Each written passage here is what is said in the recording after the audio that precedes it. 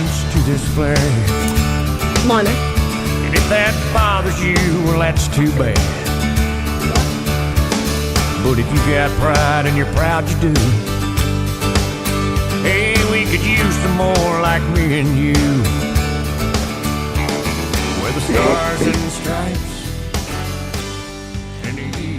Welcome to the debut show of Common Sense Radio. Thank you for joining me today.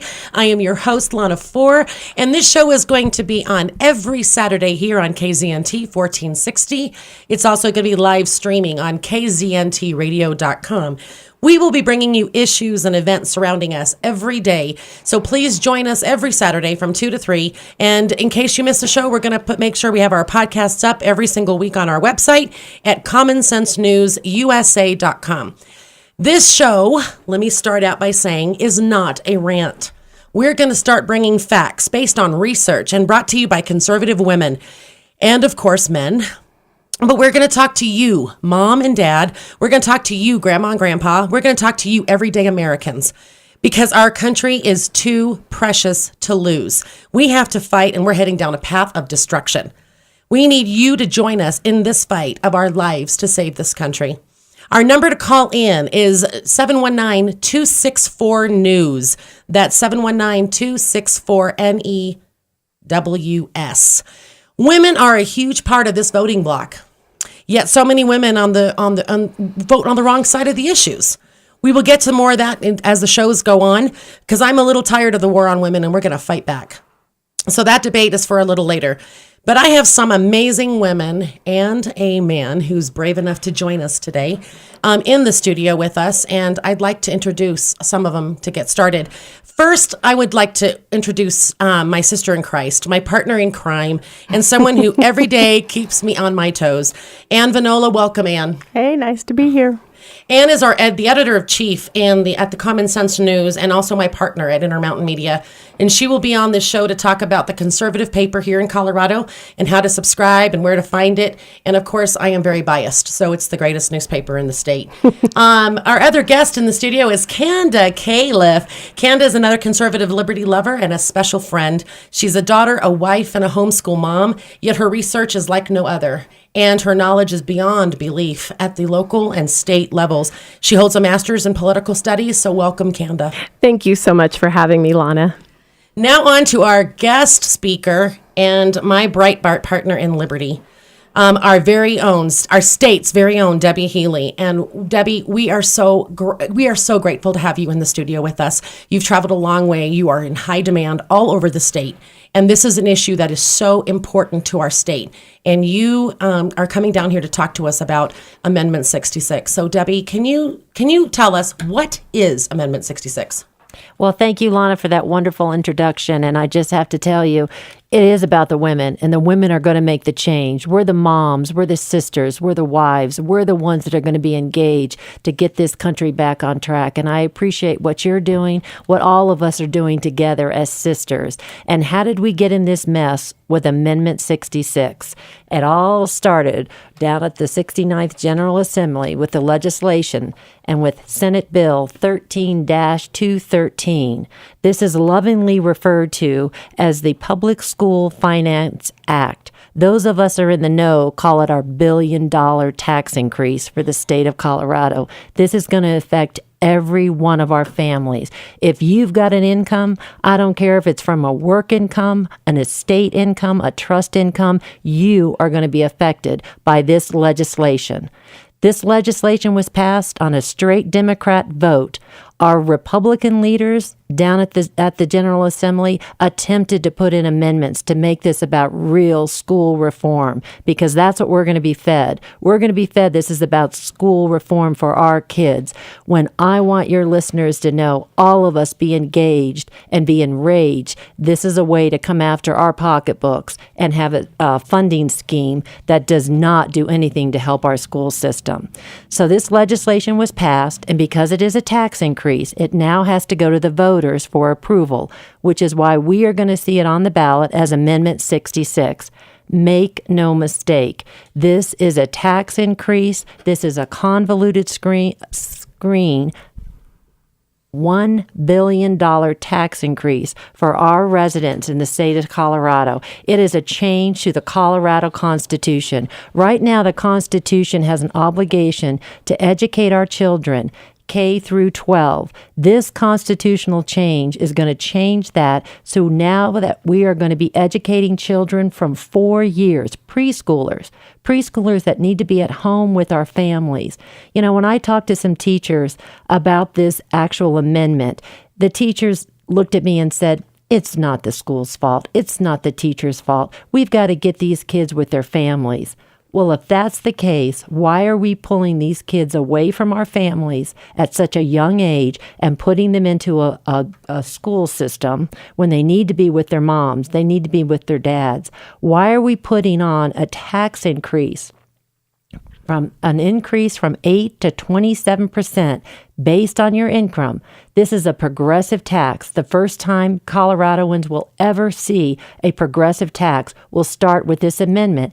This will be in perpetuity. Every year we will be obligated to pay this $1 billion tax. When these school teachers tell me that it's about the kids and these kids need to be with their families, what do you think is going to happen to that family income? Is dad now going to have to work a second job to pay those bills, the grocery bills, the mortgage bills?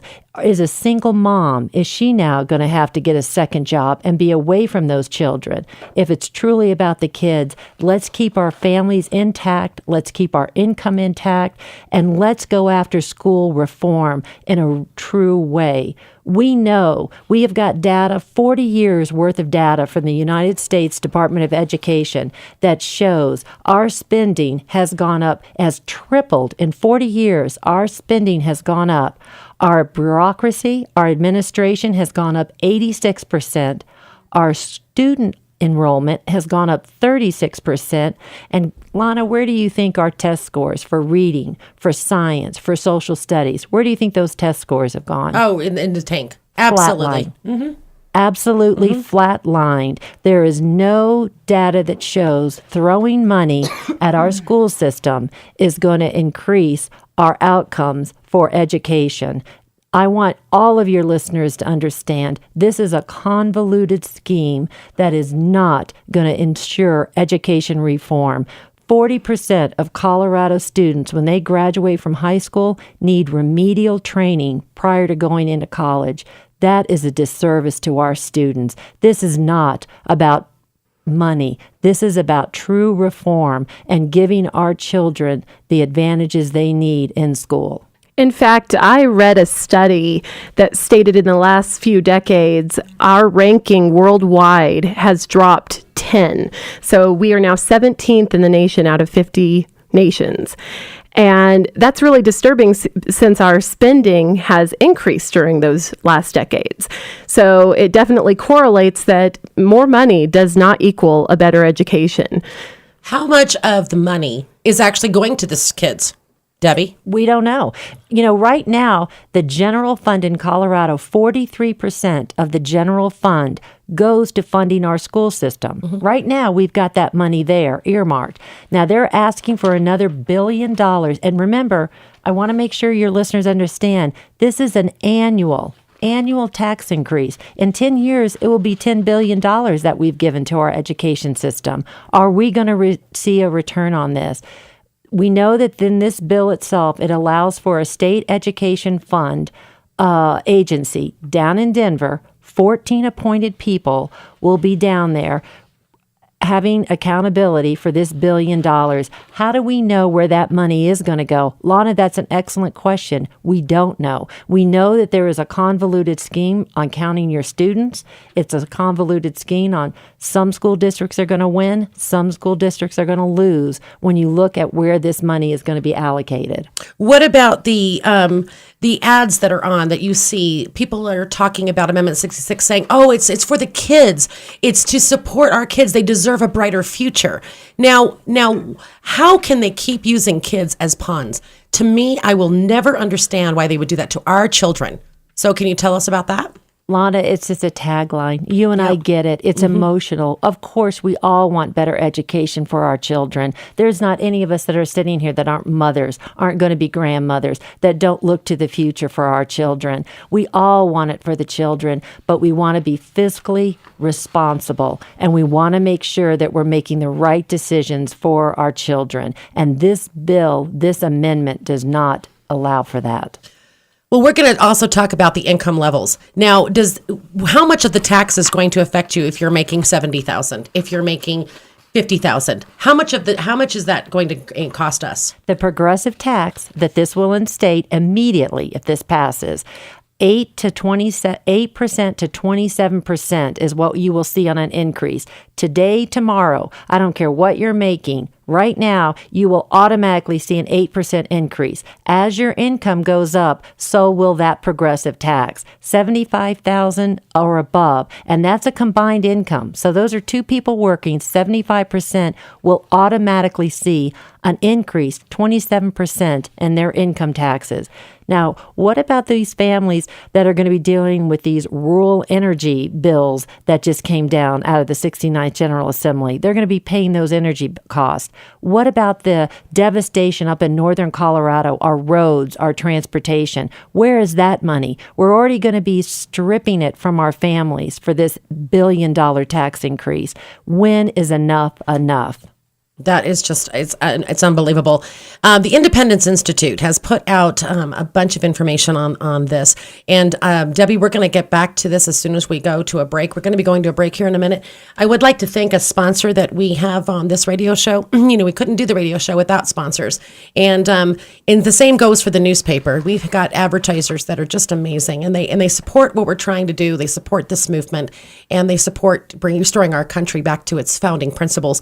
So I would like to give a shout out to a great little coffee shop. It is called Mountain Grounds Coffee Shop, and they're over there off of West Carefree. And if you're in the Colorado Springs area, you want to take Academy to North Carefree and then go east on North Carefree to West Carefree. So it's a kind of a strange little way to get there. But when you go into Mountain Grounds, the young couple with two small children, and they just went on the whim and they took a leap of faith and said, let's open this coffee shop. So I want you guys to go down there and support them at Mountain Grounds Coffee Shop, and we'd love to see you guys down there.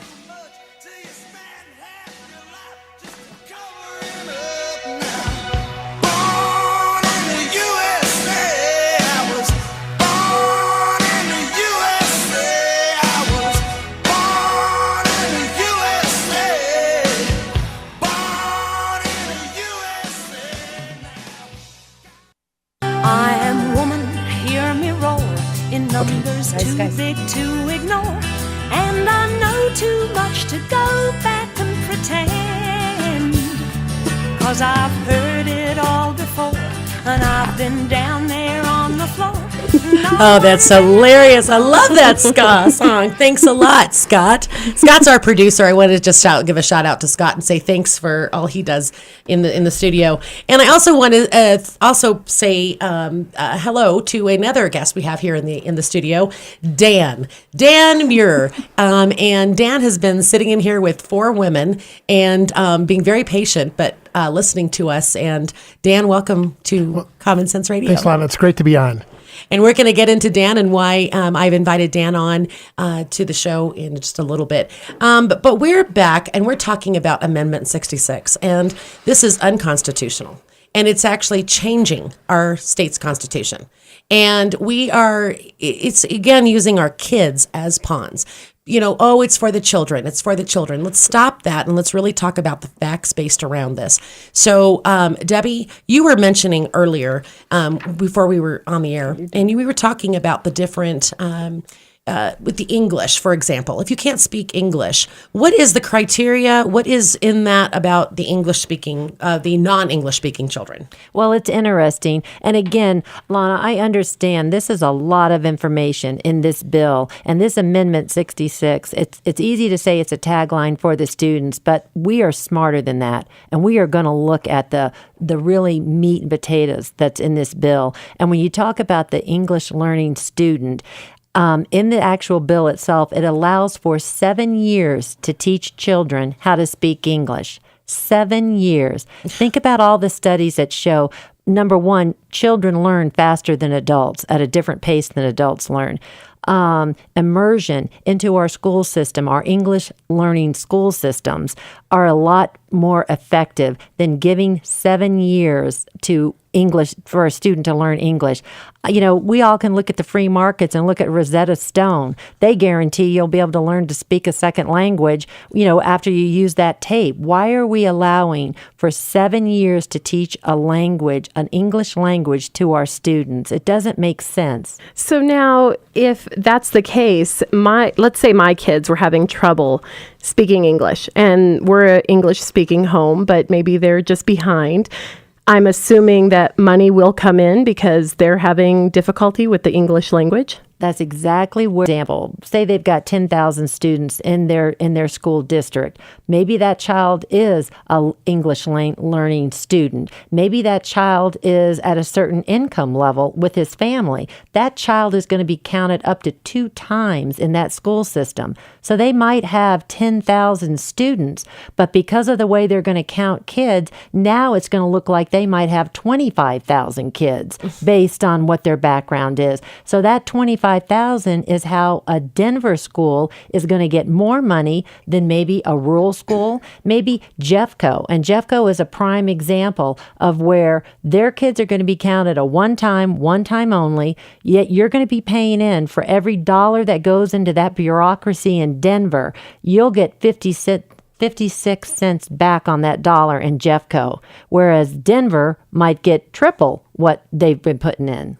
So my kids, though, since they are in an English-speaking household, they're not going to get that counting because they're not from a household that speaks another language. Is that correct? Exactly right. So that means that the rest of the state is actually subsidizing Denver public schools? Exactly. And there are winners and losers throughout this state in these school districts because of the way that they are going to phantom count students. Now, I live in Fremont County, and it's a rural county. We don't have a predominantly Spanish-speaking school district, but it is a rural school district. How's that going to affect us? Well, Ann, that's a good point. Looking at your rural districts, your kids aren't going to be counted more than once. They're going to be counted one time only, and that will affect your school income. Not only that, in this bill, they've actually allowed for $100 million to go to different funding school districts. $100 million if you write for grant money to come into your school. Now, does a rural school district, do you have the admin available to start writing for grants to send down to Denver to say you'd like this money for your school district? No, your rural school districts are going to be penalized again because of their overhead, and they won't be able to get that additional $100 million. Our county is already very severely strapped for money. There's absolutely no way we can afford to put more administration people on board to handle that. We don't have the resources. There's no way we can do it. So what are we going to be facing for years down the road? Well, the nice thing, and I mean this very, very catty, the nice thing in this bill, if your school district, if a rural school district, after this $1 billion tax bill is given to your citizens in your school district, and you still can't find the money to run your school, this bill automatically says your school district can increase your mill levy without going to the taxpayer. Do you understand what is in this? So not only are they coming after your income tax right now, every citizen in Colorado, but if your school district falls short and you're penalized because of the way they fund your school district, that's okay. Because in this bill, you now can go after your mill levies in your school district without going to your taxpayers. We're at a very we're struggling to pay our sheriff's department. We're struggling severely to pay our sheriff's department, and we've got them using old cars. Each one of our deputies has to buy their own uniforms, etc. Where are we going to come up with this kind of money? And I hope, Lana, that your listeners understand We don't know what we are at risk for with the healthcare exchanges that are coming down to Colorado. We don't know what we're at risk for with the devastation up in northern Colorado with our transportation, our road system. We have no idea what those taxes are going to be, yet the legislators feel that this bill is at an appropriate time to come down and ask all the Colorado residents, all the taxpayers, to approve this tax increase. This will make Colorado the 5th highest income tax rate state in the nation if this passes. So not only rurally will we have to face this onerous tax burden for this, we'll have to also face it for the new energy mess that we've got going on, plus Obamacare in an already depressed county. We're already in a depressed state. There is no more. There truly is. I've seen our budget. There is no more money anywhere. So this is a $1 billion tax increase. Mm-hmm. Okay. So $1 billion tax increase, and it's using our kids as pawns. And really quick, before we go to another break, to the bottom of the hour, Debbie, how can people find out more information about this? Before you do that, you should make it clear it's an annual tax increase of $1 billion, which is even to infinity because it changes our Constitution. Debbie, where can people go to get more information on Amendment 66? Good point, Canda. kidsnotpawns.org is where our website where they could check it out. kidsnotpawns.org. Great. Well, that is, and also the Independence Institute, i2i.org. They also have covering a lot of this on the, we're going to come back and talk more about Amendment 66. Take your calls, 264-NEWS, and we'll go to this bottom of the hour, and we're going to be talking to Daniel Meurer just as really, really soon. Thanks.